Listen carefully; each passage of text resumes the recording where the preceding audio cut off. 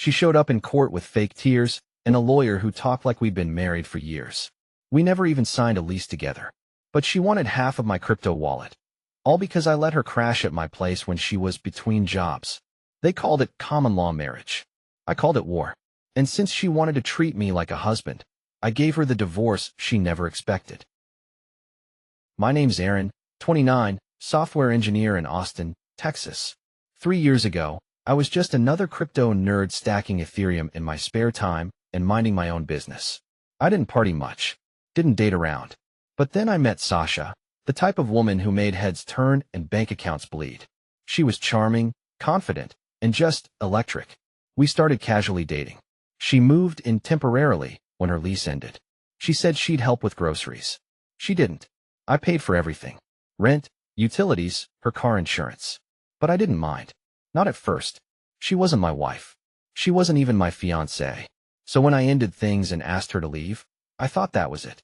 Turns out she had other plans. Plans that involved a lawsuit and a claim to $312,000 in crypto I'd bought years before we met. Back then, I had no idea where this would lead. But if you stick around till the end, you'll see why I stopped giving second chances.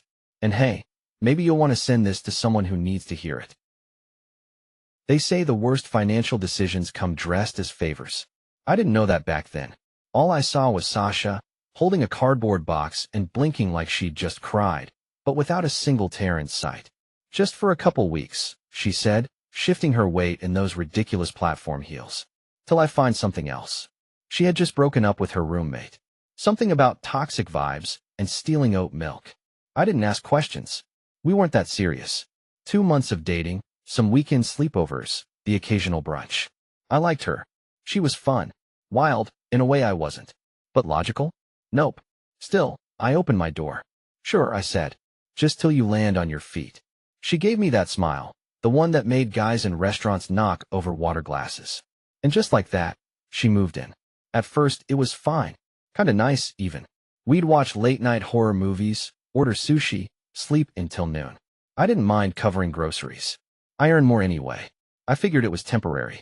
2 weeks, max. But then a funny thing happened. She stopped looking for places. Oh, everything on Craigslist is trash, she'd say, stretching in my hoodie like a cat in sunlight. Or, I applied, but the landlord ghosted me. People suck. Meanwhile, my fridge was full of probiotic drinks I didn't recognize, and my car had glitter in the passenger seat. She borrowed it constantly, just to grab stuff. Somehow, it always came back with less gas and a stronger vanilla scent. Then came the job search, or the lack of it.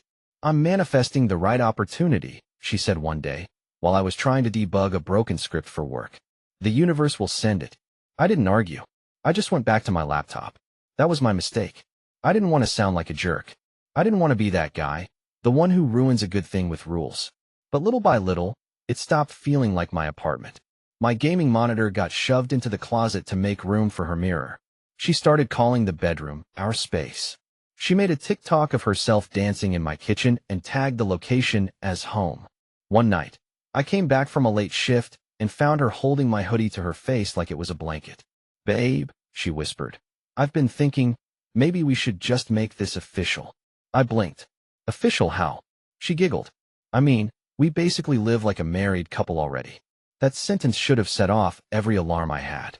But I was tired, stupid, and still halfway flattered that someone like her even looked at someone like me. So I just nodded and said, "Let's talk in the morning." I didn't know it yet, but that temporary move-in, it was the start of a hostile takeover. It started with toothpaste. Specifically, the third time she squeezed it from the middle, leaving a half-crushed tube like roadkill on the bathroom counter. "Sasha," I said, trying to keep it light, "could you at least—" "What?" She cut me off, brushing mascara in the mirror. "You gonna break up with me over toothpaste now?" She said it like a joke, but her tone? All dagger, no laughter. That's when it hit me. There was no temporary anymore. No lease. No contribution. But also, no exit strategy. The next week was a slow slide into chaos. I'd come home and find packages on the doorstep, her name, my address. Her laptop started showing life coach training modules. I asked about it. She said, "It's a business investment. You should be proud." Proud. for sponsoring her online delusion while she spent my money on essential oils and ring lights. So I did the mature thing. I waited till Sunday, made coffee, sat her down. We need to talk. She smiled. I was hoping you'd say that. Not like that, I thought. I think it's time we went our separate ways, I said. Careful, steady. This isn't working. At first, she didn't respond. Just blinked. Then she stood up, poured the untouched coffee down the sink, and said, "Wow. So I'm just disposable now." "No. Sasha, I've been paying for everything. You don't even. I built this with you," she shouted, pointing at my apartment like it was a co-owned castle. "I gave you my time, my body, my energy." I wanted to laugh or scream, but I stayed calm. "You don't pay rent. You don't pay utilities. You don't even." Her voice dropped to a whisper. "You'll regret this." And then she stormed out. Not with luggage, just her purse. Part of me thought, good. It's over. Clean break. But then came the messages. "You can't just throw me out like I'm nothing. We live like husband and wife. That means something. You owe me." She started coming back to grab her things. A box of makeup. A random mug. A blanket she claimed was from childhood, still with the Amazon tag attached. Then one afternoon, I changed the locks. I gave her 2 warnings. I even texted her the new door code, then deleted it 5 minutes later. That evening, I heard banging at the door. Shouting. I didn't open it. The next morning, I was walking back from the mailbox when a guy in a gray suit approached me. "Mr. Connors?" "Yeah." He handed me a thick manila envelope. "You've been served." Inside, court documents. Petition for property rights under common law marriage. Filed in Travis County. Claiming entitlement to 50% of shared digital assets acquired during cohabitation. Digital assets. Crypto. She was coming for my Ethereum. And suddenly, toothpaste didn't seem like such a small thing anymore. The phrase common law marriage sounded like something out of a medieval novel. But apparently, in Texas, it's very real. And very dangerous. The lawsuit said we'd lived as husband and wife with mutual intent to be married. It listed the dates, our address, even her old Instagram captions. My person, playing house with my favorite human. I scrolled in disbelief. She wanted half of everything. Specifically, my crypto wallet, which at that point had over $312,000 in ETH, staked and spread across 2 cold wallets. The kicker? Almost all of it was bought before I even met her. But the petition didn't care.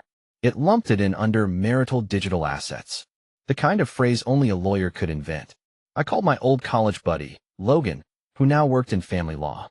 "Dude," I said, "she's suing me for being boyfriend material." He whistled. "Only in Texas. Tell me this is a joke." "It's not. Common law marriage here just needs 3 things. You agreed to be married. You lived together. You represented yourselves as married." "I never said we were married." Logan paused. "Did you ever call her your wife? Taxes? Insurance? Join anything?" "Nope. Separate everything.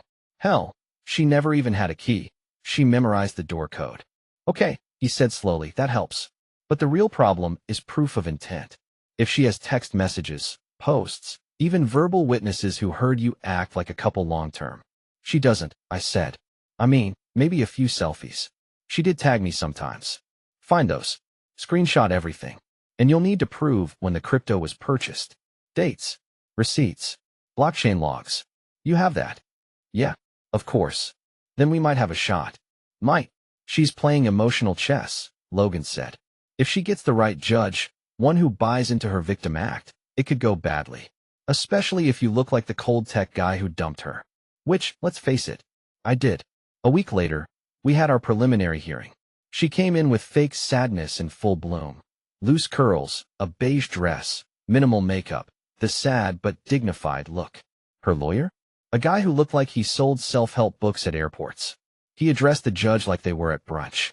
My client invested emotionally, physically, and domestically in this relationship. She supported Mr. Connors while he grew his wealth. She deserves equitable division. They made it sound like she needed the dough for my Ethereum by hand. My lawyer, thankfully, came prepared. He presented timelines, purchase records, the fact that we never filed taxes together, never opened a joint account, never called each other husband or wife on anything official. Still, the judge didn't dismiss the case. "I see enough cause to proceed to trial," he said, almost bored. "We'll hear both sides." I walked out of that courtroom in a daze. She smiled as I passed, like she'd already won. But that smile, it lit the fuse. Rage is a terrible fuel. It burns hot and fast, but if you aim it right, it can melt through steel. I spent the next 3 days in front of my monitor. No games. No Netflix. No sleep worth mentioning. Just legal articles, Reddit threads, and YouTube videos titled things like How to Survive a Common Law Scam, Crypto and Divorce, Know Your Rights. Texas law hates you, but here's a loophole. Turns out, she had a chance. A slim one, but enough to cost me years of savings if I didn't move smart. The first thing I needed to prove was separation of finances. Easy enough. I pulled all my bank records. No joint accounts. Every rent transaction came from my account. She hadn't paid a cent. Next, timeline of crypto purchases. I went through old Coinbase exports, MetaMask logs, screenshots from 2019 when I first started stacking ETH. The numbers matched the addresses. I had proof that I owned the bulk of my wallet long before Sasha moved in. Still, the law didn't care about logic. It cared about framing, emotion, optics. Her narrative was already in place. Sweet girl moves in, helps poor nerd. He strikes gold, dumps her, keeps everything. The truth? She never helped. She drained. What I needed was something undeniable. Something hers, that contradicted her entire case. And then, I remembered the voice memo. It was a fuzzy memory, from one night months earlier. She was laughing on the balcony with a friend, drunk off boxed rose, ranting about dating up. I dug through my old iPhone backups, desperate. Most were junk. But there it was, October 14th, 2:12 a.m. I hit play. Girl, please, you think I'd marry this guy? Nah, he's just my little crypto nerd. Free rent and a solid mattress. Then more laughter. Slurred, cocky. Another gem. I told my mom I'm playing the long game. Let him make the money, then bounce. I sat back in my chair, breath caught between a laugh and a snarl. It was gold. Her words. Her voice. Her intent. Timestamped. Location tagged. Clear as day. I sent it to Logan. Holy sh*T, he wrote back. If this holds, it could wreck her claim. You think it's enough? Not on its own. But paired with financial records, screenshots, and testimony, yeah. Now we're talking strategy. From that moment on, I stopped feeling like prey. I started acting like a plaintiff. We subpoenaed her bank records. I dug through every email, every Venmo message where she sent me 1 cent with captions like sugar daddy tax. We found her old job application from during our relationship, where she'd checked single on the marital status box. Everything pointed to one truth. She wasn't acting like a wife. She was acting like a squatter with benefits. The plan was forming. Now we just needed to turn her own words into the hammer that would crush her case. Logan called it a tactical nuke in MP3 form. He'd had the memo professionally transcribed, cleaned up, and labeled for court. The timestamp. The GPS metadata. Her voice, loud and clear. He's just my little crypto nerd. Free rent and a solid mattress. She sounded proud. Like she was flexing to a friend, not confessing to fraud. I want this played in court, I told him. Oh, we will, he said. But first, we're going to disclose it in discovery. Let them sweat. We attached it to our formal evidence packet and sent it to her legal team. For hours later, Sasha herself called me. First time in weeks. I let it go to voicemail. Then played the message. Hey, I just got some stuff from my lawyer, and I don't know what kind of narrative you're trying to spin, but this is really toxic. I was vulnerable. We were both vulnerable. I just think it's sad it's come to this. I hope you sleep well at night knowing what you're doing to me. No apology. No denial. Just emotional guilt tripping. Her signature move. Logan grinned when I played it for him. Classic reactive narcissism. But we weren't done. Next move. Dig up everything she ever posted publicly. I went through years of Sasha's social media. TikToks, Reels, IG stories, even the weird astrology page she ran for 6 weeks in 2021. And there it was, another gem. An old video of her lip-syncing to a breakup song, captioned, "Being single in a man's apartment hits different when you manifest his password too." The date? 6 months into our so-called marriage. Better still, I found comments from her friends like, "Girl, you wild. Still no ring though eyes. You crashing at errands still? How do you not pay rent lol teach me." Screenshotted. Archived. Dated. Every piece chipped away at her story. Logan looped in his favorite courtroom tactician. A woman named Janice, 40-something, glasses like a hawk, voice like a dagger. She prepped me for deposition like we were going into battle. You stay calm, she said. Let her make it personal. Don't rise to it. Just stick to facts. The deposition was scheduled for the following week. Private office. Neutral space. Legal recorders. Sasha showed up in a blazer 2 sizes too big. Probably her attempt at looking mature. And fake glasses that still had the brand sticker on one lens. Her lawyer opened with the usual sob story spin. Then came Janice. She pulled out a printed transcript. Miss Lowell, can you confirm this voice is yours? Sasha looked at the page. Eyes widened. Then narrowed. Objection, her lawyer said. Irrelevant. Let the record show, Janice said smoothly, that the witness refused to confirm or deny. That moment, watching Sasha squirm, lips pursed, panic in her eyes. It was the first time I felt like I might actually win. By now, it wasn't just a lawsuit. It was chess, and she'd walked straight into a trap she didn't know I'd been building for weeks. While Sasha posted filtered selfies about healing and divine feminine energy, we were preparing to legally eviscerate her. Logan called it building the wall. We just needed enough bricks. Every receipt, text, timestamp, and transaction that showed she was a guest, not a partner. First brick? Venmo. Turns out, Sasha loved adding sarcastic notes to her $1 transfers. Stuff like, thanks for paying rent, sugar nerd, electric bill fairy strikes again. Consider this my rent. LOL JK. We pulled every one of those. Labeled. Dated. Next brick. Her own government documents. She'd applied for pandemic unemployment assistance midway through our relationship. Filed as single. Listed a different address, her mom's. We subpoenaed the form. Logan looked at it and said, she's about to eat those words with a spoon. Then came her bank records. 0 rent payments. 0 shared expenses. Just Sephora charges, Starbucks reloads, and the occasional sketchy cash withdrawal labeled business coaching. Meanwhile, I showed proof of me paying everything, from rent to food to that emergency vet bill for a dog I didn't even want. She never added her name to the lease. Never changed her mailing address officially. The only thing she ever invested in was her own Instagram brand. I even dug up an old group text with our mutual friends where she said, word for word, I'm not trying to wife this guy. He's just comfortable. Like, rich beige furniture. I'd forgotten that line. Reading it now? It lit a fire in me I didn't know I had. We stacked it all. Socials contradicting her wife claim. Audio memo trashing the relationship.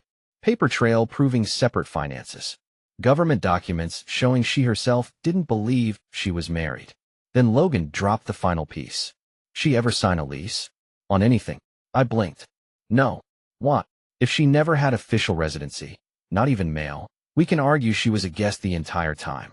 Legally, that kills the cohabitation requirement. I checked. The only mail she ever received was shopping returns. Nothing government. No banking. Nothing official. He grinned. Game on. At our next pre-trial meeting, her lawyer looked tired. He knew. He was holding a sinking ship. But Sasha? She showed up in white again, like it was a wedding rehearsal. Still posting vague quotes online about male betrayal and divine justice. Let her play dress up. Let her manifest. We had cold facts, and we were ready to bury her case under them. You'd think it was a casting call for a Netflix docuseries. Sasha walked into the courtroom like she was on a slow-motion runway. Beige dress, loose curls, no makeup except for just enough under-eye shadow to look exhausted. She even carried a leather-bound journal, probably blank. Her lawyer followed behind, smug as hell, like he thought we'd settle out of fear. But we weren't here to settle. We were here to bury. Janice adjusted her glasses, looked me in the eye, and whispered, do not react. Let her act first. The judge came in, middle-aged, tired eyes, the kind of man who's seen too many divorces and not enough justice. Opening remarks began. Sasha's lawyer went full Broadway. Your Honor, my client is not here to destroy. She's here to reclaim. She gave Mr. Connors her love, her support, her stability, and in return, she was discarded the moment his net worth soared. This isn't about money. It's about recognition. Recognition? I nearly laughed. She spent half the relationship ghosting job interviews and filming TikToks about lazy luxury. Then it was Janice's turn. No drama. No pacing. Just a voice like sharpened glass. We will prove, beyond question, that this was not a marriage. Not in law, not in fact, not in spirit. Miss Lowell was a guest, a temporary resident who contributed nothing to finances, governance, or any mutual future. Her own words, many of which the court will hear today, confirm this. And then, Janice pulled out a small speaker. Your Honor, with the court's permission, we'd like to enter a digital recording into evidence. The judge nodded. She hit play. He's just my little crypto nerd. Free rent and a solid mattress. The courtroom fell dead silent. No background noise. No coughs. Just Sasha's voice. High, drunk, laughing, and brutally honest. Then the follow-up line. I told my mom I'm playing the long game. Let him make the money, then bounce. The judge looked up slowly. Her lawyer started to object. Out of context. But the damage was done. Sasha? She went pale. Then red. Then gray. Miss Lowell, the judge said, calmly. Do you contest the authenticity of that recording? She opened her mouth. Nothing came out. Just a head shake. Barely. The next hour was death by paperwork. Bank statements. Government forms. Venmo captions. Lease documents she never signed. Every claim she made, Janice struck it down with cold, labeled evidence. Finally, Sasha snapped, slapped her lawyer's arm, stood up, and shouted, I made him who he is. The judge raised an eyebrow. That will be enough. But it wasn't. She kept going. I cooked. I cleaned.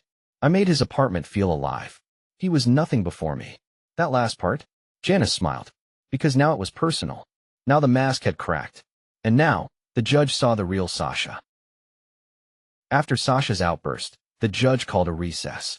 Not because he needed it, but because he wanted to give her lawyer time to explain how bad she just screwed herself. Logan leaned toward me. She just admitted under oath that she saw you as a project, not a partner. Janice smirked. And she did it loudly. Back in session, Sasha had calmed down. Her hair was messed up, her journal abandoned on the bench. Her lawyer whispered to her with the panicked energy of someone trying to put a fire out with lotion. Then came the final round. Janice walked the judge through a timeline. She projected it on a screen like it was a business pitch. March 2019, first Ethereum purchase. June 2020, Sasha moves in temporarily. September 2020, Sasha applies for unemployment, claims single. November 2020, voice memo recorded. January 2021, Instagram posts using single hashtags. April 2021, Sasha sends $1 on Venmo with caption Crypto Daddy Tax. Each point chipped away the illusion of marriage. Each detail, time-stamped, sourced, undeniable. Then Janice dropped the final blow. Your Honor, we move to have this case dismissed with prejudice, on the grounds that Miss Lowell not only failed to establish common law marriage, but actively misrepresented the nature of her relationship with Mr. Connors, both publicly and in sworn statements. Sasha's lawyer weakly objected, saying we were weaponizing casual speech. The judge didn't even look up. Denied. He leaned forward. Miss Lowell, I find insufficient evidence of any mutual agreement to marry. No commingled finances. No shared legal obligations. No formal or informal commitments. What I do see is a pattern of opportunistic behavior, coupled with contradictory public statements and private recordings that damage your credibility. He paused. This court finds no basis for your claim of common law marriage. The petition is dismissed. And due to the frivolous nature of the claim, Mr. Connors is entitled to recover legal fees. Boom. It landed like a bomb. Sasha sat frozen. No tears. No gasps. Just quiet shock.